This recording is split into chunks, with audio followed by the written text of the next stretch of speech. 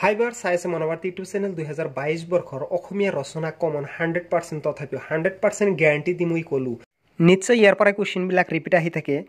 গতিকে আমি ভিডিওটো আৰম্ভ কৰাৰ আগতে তোমালোকে নিশ্চয় চেনেলটো সাবস্ক্ৰাইব কৰি লবা আৰু বেল আইকনটো অন কৰি লবা পৰিবেশ প্ৰদৰ্শন আৰু ইয়াৰ প্ৰতিকাৰ নাইবা এনেকুৱা ধৰণৰ আহিব পাৰে পৰিবেশ প্ৰদৰ্শন নাইবা পৰিবেশ প্ৰদৰ্শন আৰু ইয়াৰ নিয়ন্ত্ৰণ তোমালোকে এটা কথা লক্ষ্য কৰিবা যে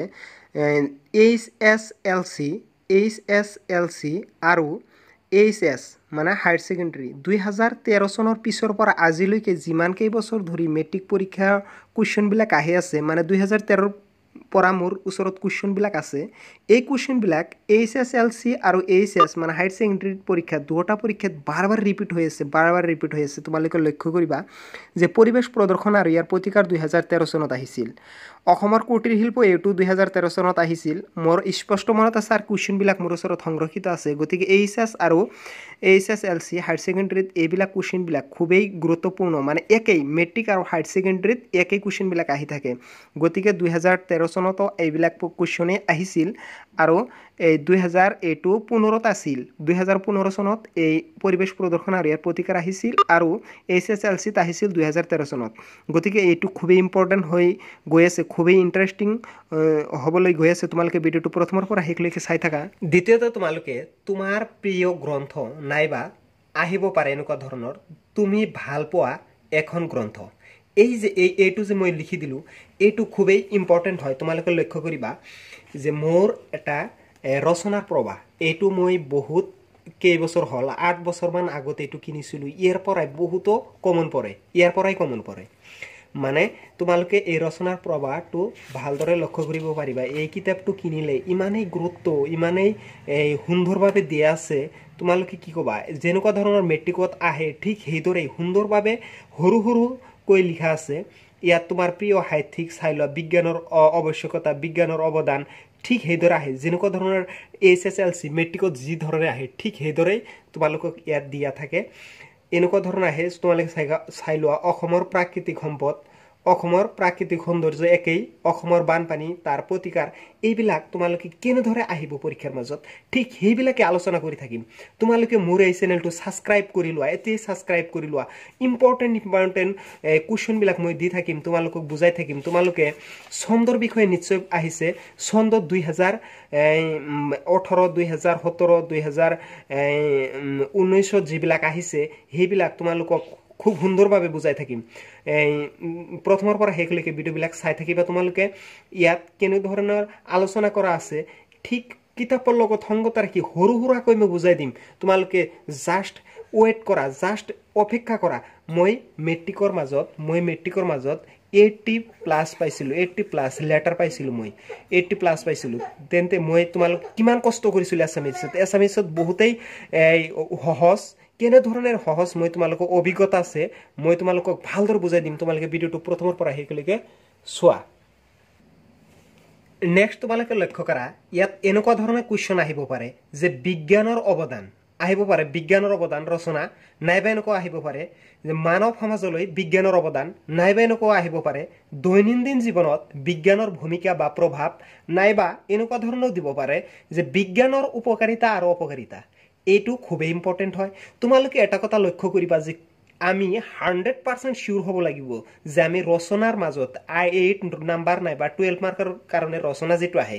এই ৰচনাৰ মাজত আমি নিশ্চয় 8 পাব লাগিব আমাৰ 8 মাৰ্কে কেৰি কৰিব লাগিব এই বিষয়ে তোমালোকে একদম নিশ্চিত হোৱা একদম সহজতে পাৰিবা কিয় তা মানে ৰচনা আহে দুটা ৰচনা আহিব নাইবা তিনিটা আহিব তিনিটাৰ মাজত তোমালোকৰ এটাহে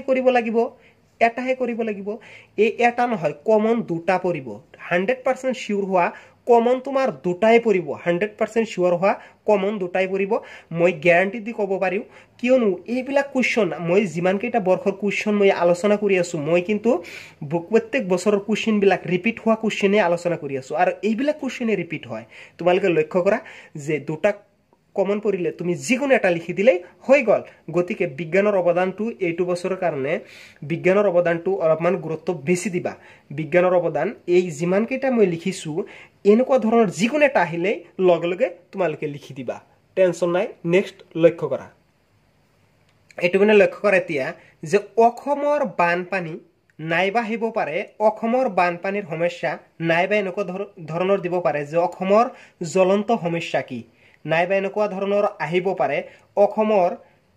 প্ৰাকৃতিক দুৰ্যোগ অসমৰ প্ৰাকৃতিক দুৰ্যোগ কিন্তু বানপানীৰ মাজত পৰি যায় গতিকে বানপানীটো তোমালোকে লিখিব পাৰা ইয়াত প্ৰাকৃতিক দুৰ্যোগ বহুত কিছু হ'ব পাৰে ইয়াত ভূমিকম্প তাৰপিছত ভূমিস্খলন এনেকুৱা ধৰণৰ হ'ব পাৰে তুমি ইয়াৰ মাজত বানপানীটো মুখস্থ কৰি দিলা ইয়াৰ মাজত অসমৰ প্ৰাকৃতিক দুৰ্যোগ আহি গ'ল পৰীক্ষাৰ মাজত তুমি বানপানী লিখি দিলা এটা ৰচনাতেই তোমাৰ দুটা হৈ গ'ল গতিকে এই বানপানীটো মুখস্থ কৰিবাই বানপানীটো খুব ইম্পৰ্টেন্ট হয় অসমৰ জ্বলন্ত সমস্যা বুলি এইটো খ্যাত নেক্সট তোমালোকে লক্ষ্য কৰা অসমৰ প্ৰাকৃতিক সম্পদ নাইবা আহিব পাৰে অসমৰ প্ৰাকৃতিক সম্পদ আৰু ইয়াৰ সংৰক্ষণ আৰু নেক্সট আৰু এটা আছে যে পুথিভঁৰালৰ বিষয়ে দিব পাৰে নাইবা এনেকুৱা 7 নম্বৰত দিব পাৰে অসমৰ কুটিৰ শিল্প আৰু ছাত্ৰ জীৱন এইকেইটা ভালদৰে মুখস্থ কৰা তোমালোকে ভালদৰে অলপমান অধ্যয়ন কৰা মই গ্যাৰান্টি দি ক'ব পাৰো যে তোমালোকে ইয়াৰ পৰা 8ৰ মাজত 8 পাবা 100% শিওৰ হও তোমালোকে 8ৰ মাজত 8 পাবা ইয়াত যেহেতু মই এইটো ৰচনাৰ প্ৰবাহটো পঢ়ি ভালদৰে অধ্যয়ন কৰিছো যে পৰিবেশ প্ৰদৰ্শন আৰু ইয়াৰ প্ৰতিকাৰ এইটোৱে খুব ইম্পৰ্টেন্ট হ'বলৈ ওলাইছে এইটোৱে খুব গুৰুত্বপূৰ্ণ এইবিলাক আহিব পাৰে বিজ্ঞানৰ অৱদান আহিব পাৰে অসমৰ বানপানী